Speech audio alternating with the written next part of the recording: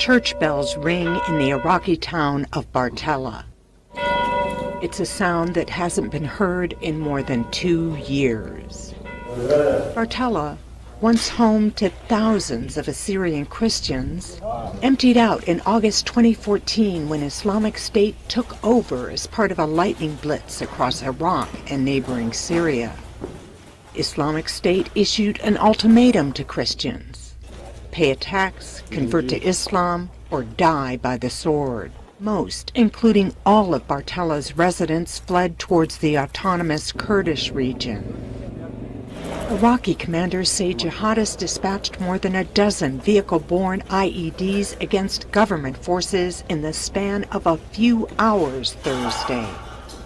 They left many more planted throughout the town's streets and buildings. It will be some time before people can come home. Bartella is a landscape of debris. As Iraqi forces push closer to Mosul, the militants' last major stronghold in the country.